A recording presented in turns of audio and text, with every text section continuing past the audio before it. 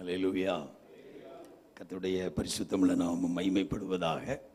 இதனாலும் இம்மட்டுமாக ஜீவன் உள்ள கர்த்தரை ஆராதிப்பதற்கு கர்த்தர் நம்ம எல்லாருக்கும் பாராட்டின நல்ல கிருபைகளுக்காக நான் கர்த்தரை ஸ்தோத்திரிக்கிறேன். வேதம் சொல்லுது, அவருக்கு வீட்டில் வாசமாக இருக்கிறவங்க யாராம்? பாக்கியவான்கள். ஆமென், அல்லேலூயா. அப்பாவுக்கு வீட்டில் வந்து உட்கார்ந்தாலே அது ஒரு பெரிய பாக்கியம். இயேசுவுக்கு பாதத்தில் வந்து இருப்பதே ஒரு பெரிய பாக்கியம். அவருடைய பாதத்தை முத்தமிடுவது ஒரு பெரிய பாக்கியம். அவரை புகழ்வது ஒரு பெரிய பாக்கியம். அந்த பாக்கியத்துக்கு என்று கர்த்தர் நம்மை அழைத்திருக்கிறா. உங்களை என்னை கர்த்தர் கொண்டு வந்திருக்கிறா.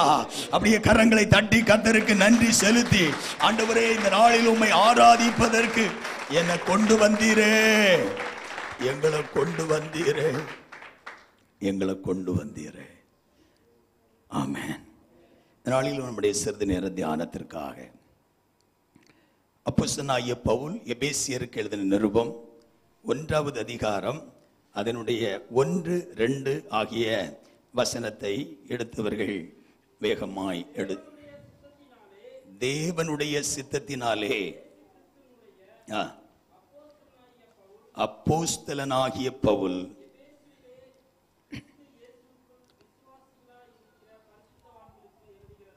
பரிசுத்தவான்களுக்கு எழுதுகிறதாவது,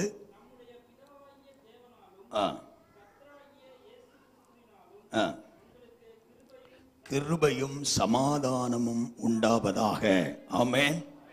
கடந்த 7ஆம் தேதி இந்த வசனத்தை ஆதாரமாக்கி நாம் யார், கிறிஸ்து இயேசுவுக்குள் நம்ம எல்லாரும் பரிசுத்தவான்களாக இருக்கிறோம் என்கின்ற தலைப்பில் சில காரியங்களை நம்ம சிந்திப்பதற்கு ஆண்டவர் கிருபை தந்தார். அல்லேலூயா. ஆராதனையில் தேவனை ஆராதிக்கிற, இயேசுவை ஏற்றுக்கொண்ட, இயேசுவை இரட்சகராக ஏற்றுக்கொண்ட, இயேசுவை தெய்வமாக ஏற்றுக்கொண்ட, இயேசுடைய பிள்ளைகள் என்று சொல்லுகிற, இயேசுவை விசுவாசிக்கிறவர்கள் என்று சொல்லுகிற நாம் யார்? நாம் யார் என்று வேதம் சொல்லுகிறது என்றால், நீங்களும் நானும் கிறிஸ்துவுக்குள் பரிசுத்தவான்களாக இருக்கிறோம் என்கின்ற தலைப்பில் சில காரியங்களை தியானிப்பதற்கு ஆண்டவர் நமக்கு கடந்த நாளில் கிருபை தந்தார். அல்லேலூயா. இந்த நாளிலும் அதனுடைய தொடர்ச்சியான சில சம்பவங்களை உங்களோடு கூட பேசி நாம் ஜெபித்து சந்தோஷத்தோடு கடந்து போகிறோம். மகிழ்ச்சியாக இருக்கிறவங்க எல்லாம் ஒரு அல்லேலூயா சொல்லுவோமா? அல்லேலூயா. அவருடைய சமூகத்தில் மகிழ்ச்சியாக இருப்பது நம்முடைய பலனாக இருக்கிறது. அல்லேலூயா. நாம் வாசித்த இந்த வேத பகுதியில் பவுல் எபேசு சபைக்கு சொல்லுகிறார், கிறிஸ்து இயேசுவுக்குள் விசுவாசிகளாய் இருக்கிற பரிசுத்தவான்கள். ஆமென். அருமையான கர்த்தருடைய பிள்ளைகளே, நாம் ஆராதிக்கிற தேவன் அவர் பரிசுத்தராக இருக்கிறார். ஏசாயா தீர்க்கதரிசியின் புத்தகம் 6ஆம் அதிகாரம் 3வது வசனத்தை வாசிக்கும் போது, அங்கே கேராபின்களும் சேராபின்களும் 2 சேனைகளின் தேவனாகிய கர்த்தர் அவர் பரிசுத்தர், அவர் பரிசுத்தர் என்று ஒருவரை ஒருவர் பார்த்து அவர்கள் கூப்பிட்டு சொன்னார்கள் என்று வாசிக்கிறோம். ஆமென்.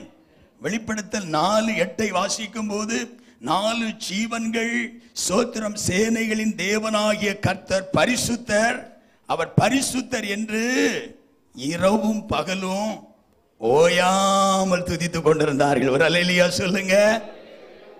இயேசு அல்லது தேவன் அவர் பரிசுத்தர், பரிசுத்தர் என்று ஓயாமல் இரவும் பகலும் துதித்துக் கொண்டிருந்தார்கள். ஆமென், அல்லேலூயா. இயேசு அல்லது தேவன் பரிசுத்தர் என்பதை அந்த ஜீவன்கள் தெரியாமல் அல்ல, தேவன் பரிசுத்தர் என்பதை அறிந்தவர்களால தேவன் பரிசுத்தர் பரிசுத்தர் என்று சொல்லாமல் இருக்க முடியாது. ஆமென். இந்த ஆராதனை நேரத்திலும் தேவனை ஆராதிக்க வந்திருக்கிற நாம், தேவன் இயேசு அவர் நல்லவர் என்பதை தெரியாமல் அல்ல, தெரிந்திருக்கிறதுனால நம்ம அவரை துதித்துக் கொண்டிருக்கிறோம். அல்லேலூயா. கர்த்தரை துதிப்பது ஒரு மேன்மை. ஆமென். பாருங்க, தேவன் பரிசுத்தராக இருக்கிறார். பரிசுத்தராக இருக்கிற தேவன் எங்க வாசம் பண்ணுகிறார் என்றால், பரிசுத்த ஸ்தலத்துல தான் வாசம் பண்ணுகிறார். ஆமென். சோத்திரம். ஆண்டவர் மோசேயோடு கூட பேசும்போது அடிமைத்தனத்திலிருந்து விடுதலையாக்கப்பட்ட இஸ்ரவேல் ஜனங்களோடு கர்த்தர் வாசம் பண்ணும்படி விரும்பினார். ஒரு அல்லேலூயா சொல்லுங்க. பாருங்க, உலக மனிதர்கள் சொல்லுவார்கள், தெய்வம் தூணிலும் இருக்கிறான், துரும்பிலும் இருக்கிறான். தேவன் எல்லா இடங்களிலும் வியாபரித்திருக்கிறார் என்பது உண்மை. ஆனால் கர்த்தர் எங்க வாசம் பண்ணி எங்க இருந்து அப்படி ஆளுகையை செய்ய விரும்புகிறார் என்றால் பரிசுத்த ஸ்தலத்தில். ஆகவே தான் யாக்கோபின் யாத்திராகமத்தின் புத்தகம் 25ஆம் அதிகாரம் 8வது வசனத்தை வாசிக்கும் போது, சோத்திரம், எனக்கு ஒரு பரிசுத்த ஸ்தலத்தை உண்டாக்குவார்களாக. வாசிங்க. அவர்கள் நடுவிலே நான் வாசம் பண்ண ஒரு பரிசுத்த ஸ்தலத்தை அவர் உண்டாக்குவார்களாக. ஆமென், அல்லேலூயா. நான் அவர்களுடைய நடுவில் வாசம் பண்ணுவதற்கு ஒரு பரிசுத்த ஸ்தலத்தை உண்டாக்குவார்களாக. ஆகவே தான் பரிசுத்த ஸ்தலம், ஆசரிப்பு கூடாரத்தை மோசே தேவ மக்களுக்காக உண்டாக்கினான். தேவன் அந்த வாசஸ்தலத்திலே தங்கி இருந்து அந்த ஜனத்தை நடத்தினார். அந்த சோத்திரம், அந்த எங்கெல்லாம் அவர்கள் கடந்து போனார்களோ கர்த்தர் அவளோடு கூட இருந்து அவர்களுக்கு ஜெயத்தை கொடுத்தார். ஆனால் புதிய ஏற்பாட்டுக்கு வரும்போது கர்த்தர் கையினால் செய்யப்பட்ட தேவாலயத்தில் வாசம் பண்ணார். ஆமென். 4 சுவர்களுக்கு இடையில கர்த்தர் வாசம் பண்ணார். ஆனால் கர்த்தர் எங்க வாசம் பண்ணுகிறார் என்றால், சோத்திரம், வேதம் சொல்லுது பரிசுத்தவான்களுடைய சபையில். ஆமென், அல்லேலூயா, அல்லேலூயா. சோத்திரம், எங்கே பரிசுத்தவான்கள் தங்குகிறார்களோ, எங்கே பரிசுத்தவான்கள் தேவனை ஆராதிக்கிறார்களோ, எங்கே பரிசுத்தவான்களுடைய கூட்டங்கள் இருக்கிறதோ அங்கே கர்த்தருடைய பிரசன்னம் இறங்குகிறது. ஆமென், அல்லேலூயா, அல்லேலூயா. அருமையான கர்த்தருடைய பிள்ளைகளே, இயேசு கிறிஸ்துவின் இரத்தத்தினாலும் கர்த்தருடைய நாமத்தினாலும் சுத்திகரிக்கப்பட்ட தெய்வ பிள்ளைகள் எங்கு இருக்கிறார்களோ அவளுடைய நடுவில் கர்த்தருடைய வாசஸ்தலம் இருக்கிறது. கர்த்தருடைய பிரசன்னம் அங்கே இருக்கிறது. அல்லேலூயா. கர்த்தர் நான் அவர்களுடைய நடுவில் வாசம் பண்ணும்படிக்கு ஒரு பரிசுத்த ஸ்தலத்தை உண்டாக்குவார்களாக. அதே நேரத்தில் 1 கொரிந்தியர் 3:16 வாசிக்கிறோம், நம்முடைய சரீரம் கர்த்தருடைய வாசஸ்தலமாக, ஆலயமாக இருக்கிறது. அல்லேலூயா, ஆமென், அல்லேலூயா. சோத்திரம். கர்த்தருடைய பிள்ளைகளே, கர்த்தர் நம்முடைய நடுவில் வாசம் பண்ணுவதற்கு நம்மில் ஆண்டவர் எதை எதிர்பார்க்கிறார் என்றால் பரிசுத்தத்தை எதிர்பார்க்கிறார். அல்லேலூயா. பரிசுத்தவான்களுடைய நடுவில் கர்த்தர் வாசம் பண்ணுகிறார். இந்த ஆராதனையிலும் நம்முடைய நடுவில் இயேசு வாசம் பண்ணுகிறதை நினைத்து நான் கர்த்தரை ஸ்தோத்திரிக்கிறேன். அல்லேலூயா. சபை என்கின்ற வார்த்தை வெளியிலும் அந்த வார்த்தை பயன்படுத்தப்படுகிறது. ஆமென். சட்டமன்றங்கள் கூடுகிற அந்த இடத்தை சபை என்று அழைக்கிறார்கள். இப்படி பல இடங்கள்ல சபை என்கின்ற காரியம் பொதுவாக பேசப்பட்டாலும் பரிசுத்தவான்கள் கூடுகிற தேவ சபையில், பரிசுத்தவான்களுடைய சபையில், ஆமென், அவர் தம்முடைய பிரசன்னத்தை வைக்கிறார். ஒரே பர்வதத்தில் மோசே மாமனாருடைய ஆடுகளை பல நாட்கள் மேய்த்து கொண்டிருந்தாலும் அது பரிசுத்தமாகல. எப்போ தேவன் அந்த ஓரே பர்வதத்தில் இறங்கினாரோ அப்பவுமே அந்த இடத்திற்கு பரிசுத்த பர்வதம் என்று பெயர் உண்டாயிற்று. சோத்திரம். ஒரு காலத்தில் நீங்களும் நானும் எப்படியெல்லாம் வாழ்ந்தோம். ஆனால் இயேசுவுக்கு நம்முடைய இருதயத்தை கொடுத்தபடினால், இயேசு நம்முடைய சோத்திர சரீரத்தில் வாசம் பண்ணுகிறபடினால் அந்த இடம் பரிசுத்தமாயிற்று. ஒரு அல்லேலூயா சொல்லுங்க. நம்ம திறனை கொண்டோ நம்முடைய வாழ்வை கொண்டோ அல்ல, இயேசு நம்மோடு கூட இருக்கிறபடியால். ஓரேப்புக்கு வேற எந்த மேன்மையும் கிடையாது. அது ஒரு காட்டு பகுதி, ஆடுகள் மேயக்கூடிய இடங்கள், பல நாட்டவர்களுடைய ஆடுகள் வந்து மேயக்கூடிய இடம். ஆனால் எப்போ ஓரே பர்வதத்தில் கர்த்தர் இறங்கினாரோ அது பரிசுத்த பர்வதமாயிற்று. ஆகவே தான் ஆண்டவர் மோசேயை பார்த்து சொன்னார், உன் காலில் இருக்கிற பாதரட்சையை என்ன பண்ணு, கழட்டி போடு, நீ நிற்கிற இடம் பரிசுத்த பூமி. ஆமென், அல்லேலூயா. இதை போல தேவ பிள்ளைகளே, தேவ மக்களாகிய பரிசுத்தவான்கள் கூடி ஆராதிக்கிற இடத்தில் கர்த்தர் இருக்கிறபடியால் அந்த இடத்துக்கு பரிசுத்தம் என்று பெயர். பரிசுத்தவான்களுடைய சபை, இந்த இடத்துல தேவ பரிசுத்தம் இருக்கிறபடியால் தேவ ஆளுகை இருக்கிறது. ஆமென், அல்லேலூயா. கடந்த நாட்களில் நம்முடைய நடுவில் பிரசங்கம் பண்ண வந்த ஊழியர் சொல்லும்போது சொன்னார், நாம ஏன் செருப்பை வெளியில கலத்தி போட்டுட்டு வர்றோம் அப்படின்னா கார்பெட் அழுக்காகாம இருக்கிறதுக்கு என்று சொன்னார். அதுக்கு நான் அதை ஒத்துக்கொள்ள முடியாது. நம்ம ஏன் செருப்பு போடாம வருகிறோம் என்றால், என் ஆண்டவருடைய பிரசன்னம் இங்கே இருக்கிறது. பரிசுத்தவான்களுடைய கூடாரத்திலே கர்த்தர் இறங்கி வருகிறார். 4 சோறுக்கு இடையில் அவர் வரப்போகிறது இல்லை. நீங்களும் நானும் வெளியே போனா அவர் இங்க தங்கி இருக்க போறதில்லை. மாறாக தேவ பிள்ளைகள் எங்கே கூடி ஆராதிக்கிறோமோ அது மரநிழலாக இருக்கலாம் அல்லது ஒரு வெற்றிடமாக இருக்கலாம். எங்கே பரிசுத்தவான்கள் கூடுகிறார்களோ அங்கே கர்த்தருடைய ஆவியானவர் இறங்குகிறார். ஆமென். அங்கே கர்த்தருடைய சோத்திரம், பரிசுத்தம், பரிசுத்தவான்கள் தங்குகிற இடத்தில் பரிசுத்த ஆவியானவர் வாசம் பண்ணுகிறார். Praise the Lord. அல்லேலூயா. ஆகவே கர்த்தருடைய பிள்ளைகளே, இயேசு கிறிஸ்து நமக்குள்ள வாசம் பண்ணுகிறபடியா நாம் யாராக இருக்கிறோம்? பரிசுத்தவான்களாக இருக்கிறோம். ஆமென். அல்லேலூயா. ஒரு தேவ பிள்ளையை பொறுத்தவரையில் பாருங்கள், பழைய ஏற்பாட்டில் ஆரோனை கர்த்தர் ஆசாரிய ஊழியத்துக்காக தெரிந்து கொண்டார்.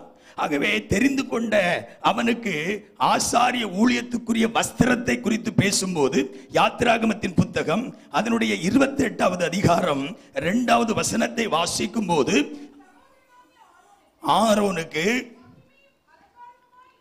இருக்கும் பொருட்டு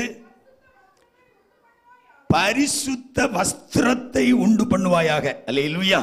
சோத்திரம். ஆரோன் ஆராதனை செய்வதற்கு, ஆராதனை நடத்துவதற்கு அவனுக்கு என்னதான் உண்டாக்கணும்? பரிசுத்த வஸ்திரம். அவன் அணிந்திருக்கிற வஸ்திரம் என்ன வஸ்திரம்? பரிசுத்த வஸ்திரம். பரிசுத்த வஸ்திரம் இல்லாம அவன் ஆராதனை செய்ய முடியாது. பழைய ஏற்பாட்டு மக்கள் ஆராதனை செய்கிற ஆரோன் குடும்பத்தாரை தள்ளி மீதி எல்லாரும் எதுக்கு தான் போவாங்க? ஆராதனையை பார்க்கறதுக்கு தான் போவாங்க, ஆராதனை செய்யறதுக்கு அல்ல. ஆடை அதுவரை கொண்டு போவான். கொண்டு போற ஆடை ஆசாரியனுக்கு கையில கொடுத்துட்டு இவன் பார்த்துட்டே இருப்பான். இல்லையா? பழைய நாட்கள்ல சொல்லுவாங்க, எங்க போறீங்க? பூசை பார்க்க போறேன்னு சொல்லுவாங்க. எதுக்கு போறோம்? ஆராதனை பார்க்க போறோம். ஃபாதர் பூசை பண்ணுவார், நாங்க அதை என்ன செய்ய போகிறோம்? பார்க்க போகிறோம். ஆனால் பைபிள் நம்ம அதுக்கு அழைக்கல. தேவன் நம்மை ஆசாரியர்களாக அழைத்திருக்கிறார். அல்லேலூயா. வெளிப்படுத்தல் 1ஆம் அதிகாரம் அதனுடைய 6வது வசனத்தை வாசிக்கும் போது சோதரர் அங்கே சொல்லப்பட்டிருக்கிறது, தேவரீர் எங்களை எங்கள் தேவனுக்கு முன்பாக ராஜாக்களாகவும் ஆசாரியர்களுமாய் ஆக்கி இருக்கிறீர். ஒரு அல்லேலூயா சொல்லுவோம். 1 பேதுரு 2:9 வாசிக்கிறோம். பேதுரு எழுதுகிறார், நீங்களோ அந்தகாரத்தினின்றும்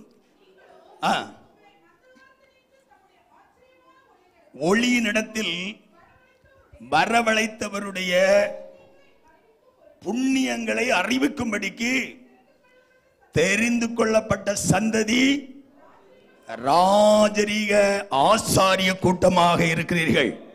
அல்லேலூயா. இந்த அருமையான ஆராதனையில் தெய்வ சமூகத்தில் வந்திருக்கிற கர்த்தருடைய பிள்ளைகளை நம்ம ஆராதனையை பார்த்துட்டு போக வரல, ஆராதிக்க வந்திருக்கிறோம். கர்த்தர் நம்மை ஆசாரியர்களாக ஆக்கி இருக்கிறார். ஆகவே பழைய ஏற்பாட்டு ஆசாரியனுக்கு சோத்திரம் பரிசுத்த வஸ்திரம் அவன் ஆராதனை நேரங்களில் அணிவது முக்கியமாக இருந்தது போல, ஒரு புதிய ஏற்பாட்டு சபைக்கு அவங்க எப்பவும் பரிசுத்த வஸ்திரத்தை அணிந்தவர்களாக இருக்கணும். அல்லேலூயா. சோத்திரம். பரிசுத்தவான்களாக இருக்கணும், பரிசுத்தமாய் வாழணும். எந்த நேரத்திலும் நாம கர்த்தருடைய பிள்ளைகள் பரிசுத்தத்தை காத்துக்கொள்ள வேண்டும். ஆமென். ஆகவே தான் பவுல் தெசலோனிக்கே சபைக்கு எழுதும் போது 2வது அதிகாரம் சோத்திரம் 4வது அதிகாரம் சோத்திரம் 1 தெசலோனிக்கே 4ஆம் அதிகாரம் 3இல் இருந்து படிங்க. நீங்கள் பரிசுத்தம் உள்ளவர்கள் ஆக வேண்டும் என்பது தேவனுடைய சித்தமாக இருக்கிறது. அந்தபடி நீங்கள் வேசி மார்க்கத்துக்கு விலகி இருந்து தேவனை அறியாத அஞ்ஞானிகளைப் போல மோக இச்சைக்கு உட்படாமல் அவன் தன்னுடைய சரீர பாண்டத்தை பரிசுத்தமாயும் கனமாயும் அறிந்து விஷயத்தில் ஒருவனும் மீறாமல் இருக்கணும். அல்லேலூயா. சோத்திரம். அங்க பவுல் எழுதுகிறார், நீங்கள் பரிசுத்தவான்கள் ஆக வேண்டும் என்பது தேவனுடைய சித்தம். ஆமென், அல்லேலூயா. நம்ம எல்லாரும் பரிசுத்தமாய் இருக்கணும்ன்றது தேவ சித்தம். நாம பரிசுத்தமாய் வாழ வேண்டும் என்பது கர்த்தருடைய சித்தம். பரிசுத்த வஸ்திரத்தை எப்பொழுதும் அணிந்திருக்க வேண்டும் என்பது கர்த்தருடைய சித்தம். பழைய ஏற்பாட்டில் எழுதும்போது சோத்திரம், தீர்க்கதரிசி எழுதும்போது எழுதுகிற, ஆலயத்துக்கு போகும்போது உன் நடையை என்ன பண்ணிக்க, காத்துக்கொள். ஆனா புதிய ஏற்பாட்டுக்கு வரும்போது அப்படி அல்ல, எப்பவும் நம்ம உடைய நடையை காத்துக்கொள்ளணும். அல்லேலூயா. ஆலயத்துக்கு வரும்போது ஒரு உடை, ஒரு அளவல்ல, எப்பொழுதும் நம்முடைய உடையை என்ன செய்யணும், நம்ம நடையை கர்த்தருடைய பிள்ளைகள் காத்துக்கொள்ளணும். ஆமென். நம்ம நட எப்பவும் காத்துக்கொள்ளணும். ஏன்னா நம்ம ஆசாரியர்களாக அழைக்கப்பட்டிருக்கிறோம். அல்லேலூயா. ஆகவே நாம் பரிசுத்தம் உள்ளவர்கள் ஆக வேண்டும் என்பது தேவனுடைய சித்தம். அந்தபடியே நீங்க என்ன பண்ணணும், வேசி மார்க்கத்துக்கு விலகணும். ஒரு அல்லேலூயா சொல்லுங்க. பாருங்க, ஒரு இந்தியாவை எடுத்துட்டா இன்னைக்கு உலகம் எங்கும் வேசி மார்க்கத்துக்கு கைகோர்த்து போகிற ஒரு நிலைக்குள்ள வந்துட்டோம். சோத்திரம். அதுக்கு சட்டங்களும் நெளிந்து கொடுக்கக்கூடிய ஒரு நிலைக்குள்ள நம்ம எல்லாரும் தள்ளப்பட்டுட்டோம். இப்ப இந்தியாவை எடுத்துட்டா வேசிகள் வாசம் பண்ணுவதற்கு ஒரு குறிப்பிட்ட இடங்களை வைத்திருக்கிறார்கள். அதே போல ஒவ்வொரு நாடுகளிலும் இப்படிப்பட்ட வேசி மார்க்கம், வேசி அந்த காரியங்களை செய்கிறவர்களுக்கு என்று அப்படிப்பட்ட தனி இடங்களை ஒதுக்கி வைத்திருக்கிறார்கள். சோத்திரம். அல்லேலூயா.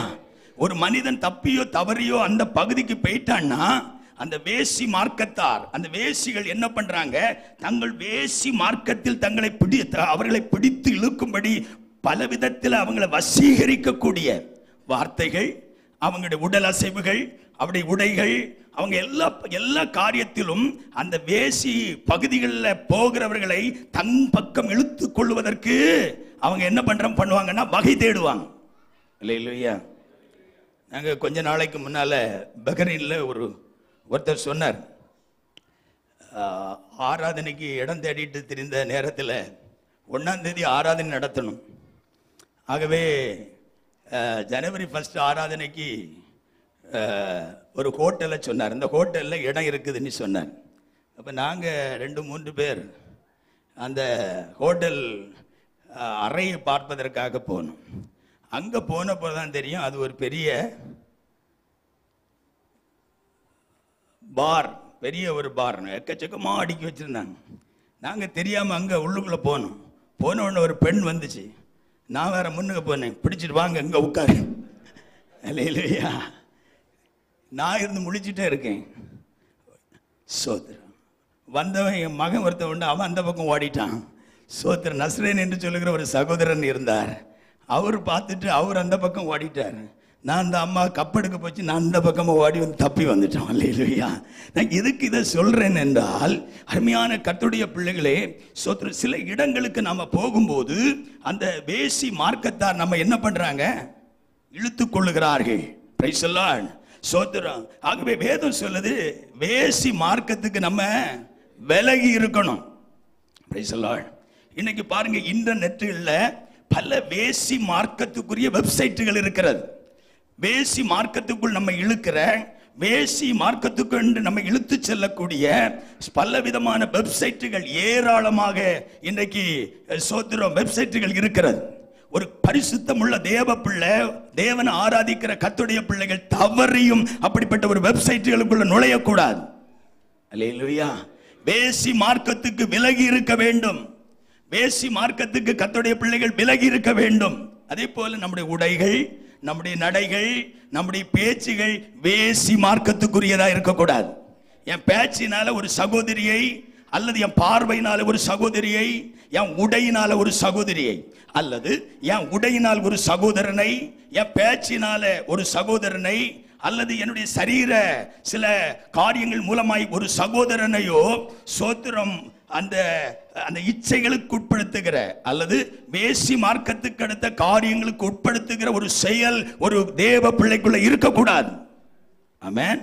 ஆகவே நம்முடைய வஸ்திரங்கள், நம்முடைய நடைகள், நம்முடைய பேச்சுகள் எல்லாம் எப்படி இருக்கணும், பரிசுத்தவான்களுக்கு ஏற்றதாக இருக்கணும். ஆமென். கடந்த வாரத்திலே நான் செய்தியிலே சொன்னது போல எலிசா தீர்க்கதரிசி சூனேமியாளுக்கு வீட்டிற்கு போன போது அவள் பெரிய ஒரு அற்புதம் செய்கிற இறந்து பிள்ளை இல்லாத ஒரு குடும்பத்திற்கு குழந்தையை சோத்திர உற்பத்தி கால அந்த திட்டத்தின்படி அவங்க பெற்றெடுக்கக்கூடிய அளவிற்கு அவங்களுக்கு கொடுக்கக்கூடிய அளவில் ஒரு வல்லமை பெற்ற தீர்க்கதரிசி. இறந்து போன பிள்ளையை மீண்டுமாய் உயிரோடு எழுப்பின அவ்வளவு வல்லமை உள்ள தீர்க்கதரிசியா இருந்தாலும் அவ புருஷன்ட நம்ம வீட்டுக்கு வந்துட்டு போகிற ஒரு பவர் உள்ள தீர்க்கதரிசியாக்கும். அவர் தீர்க்க தரிசனம் சொன்னா உடனே நிறைவேறிடுது அப்படின்னு சொல்லல. நம்ம வீட்டுக்கு வந்துட்டு போகிற இவர் பரிசுத்தவான் என்று காண்கிறேன். அருமையான கர்த்தருடைய பிள்ளைகளே, நாம எல்லா இடங்களிலும் நாம பரிசுத்தவான்கள் என்கின்ற ஒரு நடையில நம்ம நடக்கணும். ஆகவே வேதம் சொல்லுது, நீ வேசி மார்க்கத்துக்கு விலகி, அடுத்தால என்ன சொல்லப்பட்டிருக்கிறது? தேவனை அறியாத அஞ்ஞானிகளை போல மோக இச்சைக்கு என்ன செய்யக்கூடாது? உட்படக்கூடாது. சோத்திரம். மோக இச்சை என்பது ஒரு சரீரத்துக்கு அடுத்த ஒரு காரியம் மாத்திரமல்ல, பொருளுக்கு மேல உள்ள மோகம், உடைக்க மேல உள்ள மோகம், பணத்துக்கு மேல உள்ள மோகம். அஞ்ஞானிகளை போல ஒரு கர்த்தருடைய பிள்ளை மோக இச்சைகளுக்கு என்ன செய்யக்கூடாது? உட்படக்கூடாது. ஆமென். வேசி மார்க்கத்துக்கு விலகி இருந்து தேவனை அறியாத அஞ்ஞானிகளை போல என்ன பண்ணக்கூடாதாம்? மோக இச்சைகளுக்கு உட்படக்கூடாது. அல்லேலூயா. சோத்திர. மோக இச்சைக்கு உட்படாமல் அடுத்த வசனம் என்ன சொல்லுது? உங்களில் அவனவன் தன் சரீர பாண்டத்தை பரிசுத்தமாயும் கனமாயும் ஆண்டு கொள்ள அறியணும். ஆமென். அல்லேலூயா. ஒரு கர்த்தருடைய பிள்ளை நம்ம சரீரத்தை ஆள படிக்கணும். ஆமென். ஆகவே கர்த்தருடைய வேதம் சொல்லுது, நீங்கள் கிறிஸ்துவுக்குள் பரிசுத்தமாக இருக்கிறீர்கள். இயேசுவின் இரத்தம் நம்முடைய பாவங்களை கழுவி நம்மை சுத்திகரிக்கிறது. கர்த்தர் தம்முடைய வசனத்தை தந்து நம்மை சுத்திகரித்துக் கொண்டிருக்கிறார். நம்ம பரிசுத்தவான்களாக நடக்கணும். ஆமென். ஆகவே நம்ம வாசித்த வேத பகுதியின்படி சபைக்கு எழுதும் போது எழுதுகிறார், பரிசுத்தவான்களுக்கு எழுதுகிறதா. Price the lord. அல்லேலூயா. அருமையானவர்களே, அந்த பரிசுத்தவான் என்கின்றதை எப்பவும் நம்ம இருதயத்தில் வைத்துக் கொள்ளணும். பாருங்க, ஆரோனுக்கு வஸ்திரத்தை சொல்லும் போது அவருடைய நெத்தியில் ஒரு இது என்ன எழுதப்பட்டிருக்குன்னா, கர்த்தருக்கு பரிசுத்தம் அப்படின்றது எப்பவும் நமக்குள்ள என்ன பண்ணிருக்கணும்? எழுதப்பட்டதாக இருக்கணும். அல்லேலூயா. அப்படி நம்ம நடக்கும்போது நான் கடந்த செய்தியில சொன்னது போல பாவம் ஆண்டு கொள்ளாம நம்மால என்ன செய்ய முடியும்? காத்து கொள்ள முடியும். ஏன் நம்ம அதால பலவரால் அதை ஒத்துக்கொள்ள முடியலன்னா, நம்ம அதுக்கு அந்த விஷயத்துல விசுவாசத்தில் தவறுகிறோம். நம்ம எல்லாம் நல்லா சொல்லுவோம், இயேசு கிறிஸ்துவின் ரத்தம் சகல பாவத்தை நீக்கி நம்ம என்ன செய்யும்? சுத்திகரிக்கும். சுத்திகரித்த நம்ம யாராக இருக்கிறோம்? பரிசுத்தவானாக இருக்கிறோம். அப்ப எல்லாரும் நம்ம யாராகத்தான் இருக்கிறோம்? ரத்தத்தை விசுவாசிக்கிற எல்லாரும் பரிசுத்தவான்கள். அல்லேலூயா. ஆகவே இந்த பரிசுத்தமான சரீரத்தில் பாவம் ஆளாதபடி காத்துக்கொள்ளணும். அல்லேலூயா. நம்ம பரிசுத்தவான்களாக இருக்கும்போது ஆண்டவர் நமக்கு செய்கிற நன்மைகள் என்ன என்பதை மாத்திரம் கொஞ்சம் சிந்தித்து நம்ம இன்னைக்கு ஜெபித்து முடிக்க போகிறோம். உபாகமத்தின் புத்தகம் 33வது அதிகாரம் 3வது வசனத்தை வாசிக்கும் போது, உபாகமம் 33:3 ஒருவர் படிங்க.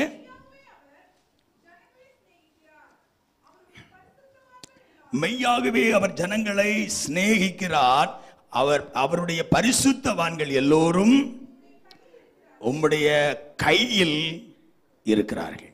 ஆமென். சோத்திரம். பரிசுத்தவான்கள். ஒருவன் பரிசுத்தவானாய் இருப்பானால் பரிசுத்தவான் யாருக்கு கையில் இருக்கிறான்? கர்த்தருடைய கையில் இருக்கிறான். ஒரு அல்லேலூயா சொல்லுவோம். உம்முடைய பரிசுத்தவான்கள் யாவரும் உம்முடைய கையில் இருக்கிறார்கள். Price the Lord. ஆமென். பரிசுத்தவான்களை கர்த்தர் தம்முடைய கையில் வைத்திருக்கிறார். ஒரு அல்லேலூயா சொல்லுங்க. ஆண்டவராய் இயேசு கிறிஸ்து இதை குறித்து சொல்லும் போது யோவான் எழுதின சுவிசேஷம் 10வது அதிகாரம் 27 இருந்து வாசிக்கும் போது, யோவான் 10ஆம் அதிகாரம் 27 இருந்து வாசிக்கும் போது, என் ஆடுகள் என் சத்தத்திற்கு செவி கொடுக்கும், நான் அவைகளை அறிந்திருக்கிறேன், அவைகள் எனக்கு பின் செல்லுகிறது, நான் அவைகளுக்கு நித்திய ஜீவனை கொடுக்கிறேன், அவைகள் ஒரு காலும் என்ன செய்கிறதில்லை, கெட்டு போவதில்லை. ஒருவனும் அவைகளை என் கைகளில் இருந்து பறித்துக் கொள்வதும் இல்லை. பெரியவராயிருக்கிறார், கையிலிருந்து பறித்து கொள்ள ஒருவனாலும் கூடாது. ஒரு அல்லேலூயா சொல்லுங்க. பரிசுத்தவான்கள் தேவனுடைய கரத்தில் இருக்கிறார்கள். வேதம் சொல்லுது அவர்கள் ஒரு நாள் கெட்டு போக மாட்டாங்க. ஆமென். பிசாசு பல வழிகளில் நமக்கு விரோதமாக எழுப்பி பல உபாயங்களை செய்யலாம். ஆனா கர்த்தருடைய பிள்ளையை நீங்களும் நானும் யாருக்கு கையில் இருக்கிறோம்? பிதாவின் கையில் இருக்கிறோம். அந்த பிதாவின் கையில் இருந்து ஒருவனும் என்ன செய்ய முடியாது, பறித்து கொள்ள முடியாது. அவைகள் கெட்டு போவதில்லை. நான் அவைகளுக்கு நித்திய ஜீவன் கொடுக்கிறேன், அவைகள் ஒரு காலம் கெட்டு போவதில்லை. ஒருவனும் அவைகளை என் கையில் இருந்து என்ன செய்ய முடியாது, பறித்து கொள்ள முடியாது. ஆமென். இந்த ராத்திரியில ஜீவனுள்ள கர்த்தரை ஆராதிக்க வந்திருக்கிற தேவ பிள்ளையே, நீ இயேசுவின் இரத்தத்தினால் கழுவப்பட்ட ஒரு பரிசுத்தவானாய் பரிசுத்தவாட்டியாய் இருப்பாயானால் ஆவியானவர் சொல்லுகிறார், அவன் என் கையில் இருக்கிறான், அவனுடைய என் கையில் இருந்து ஒருவன் அதை பறிக்க முடியாது. ஆமென். அல்லேலூயா. எரேமியா தீர்க்கதரிசியை கர்த்தர் குயவன் வீட்டுக்கு அழைத்து செல்லுகிறார். எரேமியாவின் புத்தகம் அதனுடைய 18வது அதிகாரம் 4 இருந்து வாசிக்கும் போது நம்ம பார்க்கிறோம். குயவன் வீட்டுக்கு குயவன் வனைந்து கொண்டிருந்த மண்பாண்டம் அவன் கையில கெட்டு போயிட்டு, அவன் கையில் அதை பாருங்க, அதை அடிக்கோட்டு போட்டுக் கொள்ளுங்க. அவன் கையில் இருக்கும் போது கெட்டு போயிட்டு, அப்பொழுது அதையும் அண்டர்லைன் பண்ண போடுங்க. அவன் கையில் இருக்கும் போது கெட்டு போயிட்டு, அப்பொழுது அதை திருத்தமாய் செய்யும்படிக்கு தன்னுடைய பார்வைக்கு சரியாய் கண்டபடி குயவன் அதை திரும்ப வேறே பாண்டமாக வனைந்தான். அப்பொழுது கர்த்தருடைய வசனம் எரேமியாவுக்கு உண்டாகி, அவர், இஸ்ரவேல் குடும்பத்தாரே, இந்த குயவன் செய்தது போல நான் உங்களுக்கு செய்யக்கூடாதோ என்று சொல்லுகிறார். களிமண் குயவன் கையில் இருக்கிறது போல, ஒரு அல்லேலூயா சொல்லுங்க. சர்வ வல்லமையுள்ள கர்த்தர் சொல்றாரு, குயவனுடைய கையில களிமண் இருக்கிறது போல நீங்க எனக்கு கையில இருக்கிறீங்க. பரிசுத்தவான்கள் யாருக்கு கையில இருக்கிறார்கள்? கர்த்தருடைய கையில் இருக்கிறார்கள். பல வீடுகள்ல எழுதி போட்டிருப்பாங்க, நான் உன்னை என் உள்ளங்கையில் வரைந்து வைத்திருக்கிறேன். எல்லாருக்கும் அல்ல, பரிசுத்தவான்களை தான் ஆண்டவர் என்ன பண்ணியிருக்கிறாரு, அவருடைய கையில வரைந்து வைத்திருக்கிறார். பரிசுத்தவான்களுக்குரிய வசனம் தான் அது. அவர் நம்மை அவருடைய கையில வரைந்து வைத்திருக்கிறார், கையில வைத்திருக்கிறார். ஒரு குயவன் கையில களிமண் இருக்கிறது போல நீங்களும் நானும் அவருடைய கையில் இருக்கிறோம். இங்க ஒரு சம்பவத்தை சொல்றாரு. அவருக்கு கையில இருக்கும் போதே கெட்டு போச்சு. அல்லேலூயா சொல்லுங்க. நாமும் பரிசுத்தவான்கள் என்கின்ற பெயர் நமக்கு இருக்குது. ஆனா பல வேளைகளில் சூழ்நிலைகள் நிமித்தமாய் சோத்திரம் வாழ்க்கையில் சில தவறுகளை செய்தாலும் தப்புகளை செய்தாலும் நாம ஜீவிதத்தில் ஒரு கேடு வந்தாலும் அதுல வேதம் எழுது, கையிலிருந்து கர்த்தர் என்ன செய்யல, தூக்கி எறியல, அவருக்கு கையில தான் இருக்கிறோம். உடனே அந்த வசனத்தை ஒருக்க கூட படிங்க. அவருடைய கையில் இருக்கும் போது கெட்டு போயிட்டு, அப்போது, ஒரு அல்லேலூயா சொல்லுங்க, கெட்டு போன உடனேயே அதை திருத்தமாய். அப்போ பரிசுத்தவான்கள் கர்த்தருடைய கையில் இருக்கிறபடினால் அவருக்கு கையிலிருந்து நம்ம யாரும் பறிக்க முடியாது. அவருடைய கையில் இருந்து நம்ம கெட்டு போனாலும் மீண்டுமாய் கர்த்தர் உடனே வணைகிறவராக இருக்கிறார். அல்லேலூயா. கர்த்தர் நம்மை மீண்டுமாய் வணைகிறவர். ஆகவே ஒன்றை மறந்து போக கூடாது, கர்த்தருடைய கையில் பரிசுத்தவான்கள் இருக்கிறார்கள். பரிசுத்தவான்களாகிய அவர்கள் ஒரு நாளும் கெட்டு போவதில்லை. ஆமென்.